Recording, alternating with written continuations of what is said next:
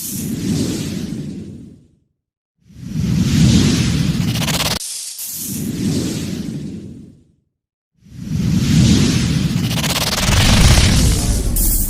న్యూస్కి స్వాగతం. నా పేరు కిరణ్ కుమార్. ఇప్పుడు హెడ్లైన్స్.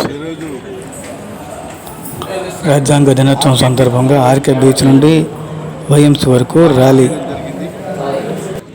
మా ఏయు టీం అందరూ కూడా ఈ కార్యక్రమాన్ని ఆర్గనైజ్ చేయడం జరిగింది. ఇవాళ రాజ్యాంగాన్ని ఆమోదించిన దినం. బడుగు బలహీన వర్గాలు ఈ దేశంలో ఉన్న ప్రజలందరూ కూడా ఆమోదించినటువంటి దినం. ప్రజల ఆకాంక్ష, ప్రజల కోరిక అనుగుణంగా రూపొందించిన ఈ భారత రాజ్యాంగం ప్రపంచ దేశాలన్నీ కూడా చూసే విధంగా ఇవాళ భారతదేశం ఎదుగుతూ ఉంది. కాబట్టి భవిష్యత్తులో ఆయన యొక్క ఆశయాల కోసం, అంబేద్కర్ ఆశయాల కోసం మేము కూడా ఆయన రూపొందించినటువంటి రాజ్యాంగ ఫలాలు అనుభవించి పొజిషన్కి వచ్చాం. కాబట్టి ఆయన ఆశయాల కోసం ఆయన ఏదైతే కళలగణలో భారతదేశం గురించి అవన్నీ కూడా నెరవేర్చడానికి మా వంతు మేము కూడా కృషి చేస్తాం. ఇవాళ యువతకు ఎంతో భవిష్యత్తు ఉన్నటువంటి యువతకు ఎంతో కూడా ఆదర్శంగా అంబేద్కర్ గారి యొక్క ఆశయాలు కానీ ఆయన నడిచినటువంటి విధానాన్ని కానీ మేమందరం కూడా ఎంతో సంతోషకరంగా ఇవాళ అందరికీ ఆదర్శం ఆయన. కాబట్టి ఆయన ఆశయాల కోసం ప్రతి ఒక్కరు కూడా ఆయన అడుగుజాలు నడవాలని చెప్పేసి నేను మనస్ఫూర్తిగా కోరుకున్నా. ఈ కార్యక్రమాన్ని చక్కగా ఆర్గనైజ్ చేసినందుకు మా సోదరులందరికీ, ఈ కార్యక్రమంలో పాల్గొన్న మా జిఎంసీ కమిషనర్ గారికి, ఇంకా ముఖ్యంగా ఉన్నటువంటి ప్రొఫెసర్లు అందరికీ కూడా, స్టూడెంట్స్ అందరికీ కూడా, ఆర్గనైజర్కి అందరికీ కూడా పేరు పేరున మనస్ఫూర్తిగా ధన్యవాదాలు. అందించినటువంటి ఈ శుభదినాన ఆంధ్ర యూనివర్సిటీ విద్యార్థులతో పాటు అక్కడ ఉన్నటువంటి సిబ్బంది, గౌరవ ఎమ్మెల్యే గారు అందరూ కలిసి ఈ యొక్క రన్లో పార్టిసిపేట్ చేయడం చాలా సంతోషంగా ఉంది.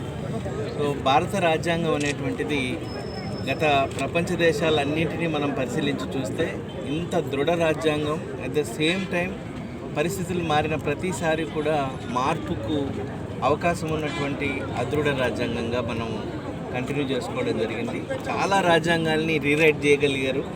బట్ భారత రాజ్యాంగాన్ని రీరైట్ చేసేటువంటి సాహసాన్ని చేయలేనటువంటి పరిస్థితిని కల్పించినటువంటి డాక్టర్ బిఆర్ అంబేద్కర్ గారిని మళ్ళీ మనం ఒకసారి గుర్తు చేసుకోవాలి. ఆయన అందించినటువంటి రిజర్వేషన్ ఫలాల్ని అందించినటువంటి మాలాంటి అధికారులతో పాటు ఎంతోమంది ప్రజాప్రతినిధులందరూ కూడా ఈరోజు బలహీన వర్గాల్ని రిప్రజెంట్ చేసే విధంగా అటు శాసన సభల్లో కానీ, ఎగ్జిక్యూటివ్లో కానీ ప్రతి చోట కూడా ఉండడం ఈరోజు ఆయన యొక్క దూరదృష్టిని సూచిస్తుంది.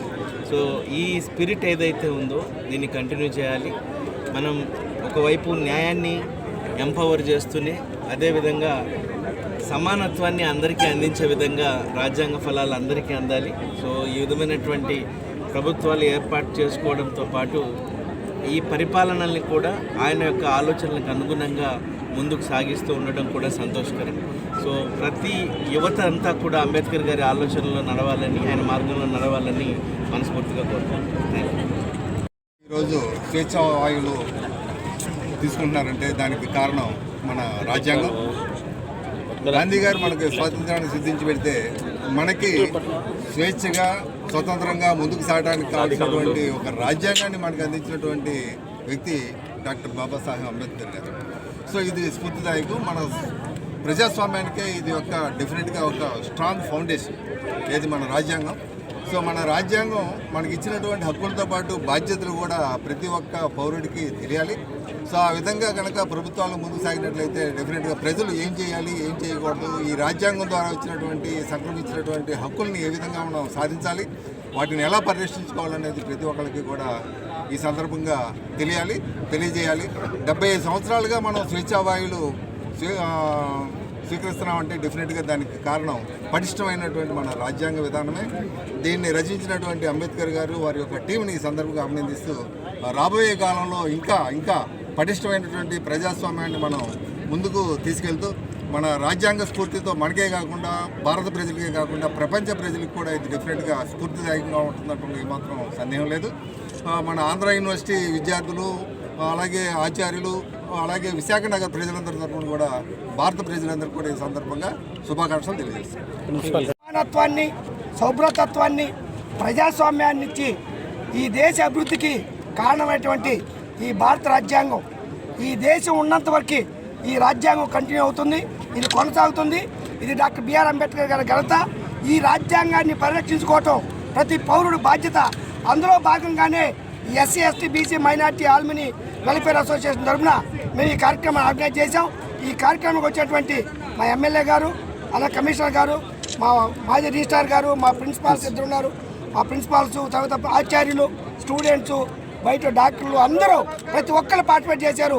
వాళ్ళందరూ కూడా అభినందనలు తెలియజేస్తున్నాను. Long live Indian constitution.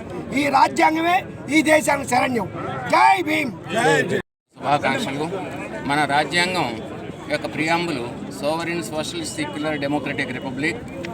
ఈ భారతదేశం ఇంత ప్రజాస్వామ్య దేశంగా వెలగడానికి కారణం మన రాజ్యాంగమే. ఎన్నో దేశాల రాజ్యాంగాల్ని పరిశీలించి వాటిల్లో ఉన్న మంచి విషయాలన్నింటినీ కూడా క్రోడీకరించి అంబేద్కర్ టీము మన భారత రాజ్యాంగాన్ని నిర్మించడం జరిగింది. ఈ భారత రాజ్యాంగం వలన మన ప్రజలందరూ కూడా దేశ ప్రజలందరూ కూడా సమైక్యంగా అంతా కూడా సుఖ సంతోషాలతో బతుకుతున్నారు, ఒక కుటుంబంలాగా బ్రతుకుతున్నారంటే మన రాజ్యాంగమే కారణం. మన రాజ్యాంగం మన ప్రజలందరినీ ఒక తాటి మీదకి తెచ్చి ఒక కుటుంబంలాగా కట్టిపడి వేసింది అనటం అతిశయోక్తి లేదు. మీరు చూడండి, విదేశాల్లో ఏ దేశాల్లో చూసినా ఒక మతపరభావమైన దేశాలన్నీ కూడా కొట్టుకు వస్తున్న పరిస్థితులు మనం గమనిస్తున్నాం. కానీ మన భారతదేశంలో ఎన్ని మతాలు ఉన్నా, ఎన్ని కులాలు ఉన్నా, ఎన్ని వ్యవస్థలు ఉన్నా కూడా అందరం కూడా సమైక్యంగా ఒక కుటుంబంలా బ్రతుకుతున్నాము అంటే మన రాజ్యాంగం ఘనత. ఈ రాజ్యాంగం ప్రసాదించిన మన ఈ యొక్క స్వేచ్ఛని, స్వతంత్రాన్ని, అలాగే అన్ని హక్కులని కూడా మనం పరిరక్షించుకుంటూ మన దేశం ముందంజలో వెళ్ళడానికి అంబేద్కర్ గారు చేసిన కృషి మరువలేనిది.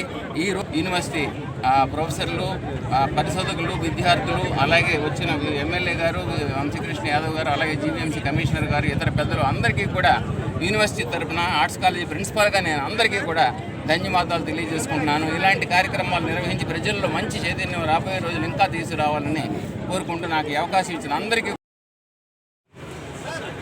1949 నవంబర్ 26ని మన భారతదేశానికి రాజ్యాంగాన్ని యాక్సెప్ట్ చేసినటువంటి డే ఈరోజు.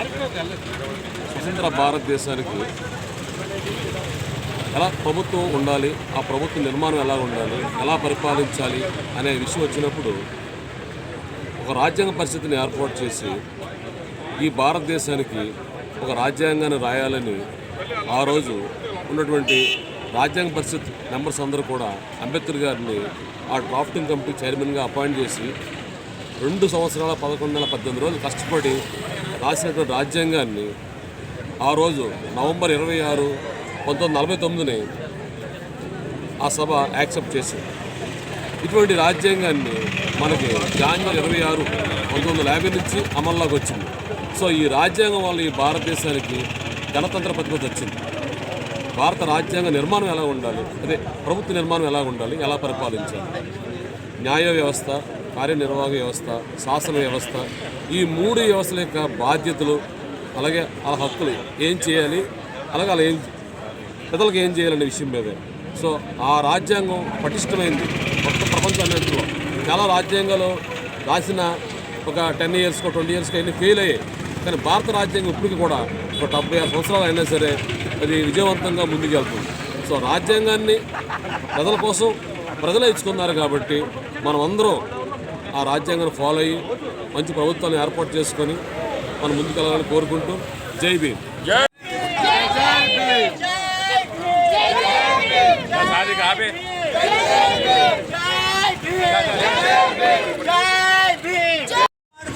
భారత రాజ్యాంగాన్ని పరిరక్షించుకుందాం, ప్రజాస్వామ్యాన్ని జై భీమ్.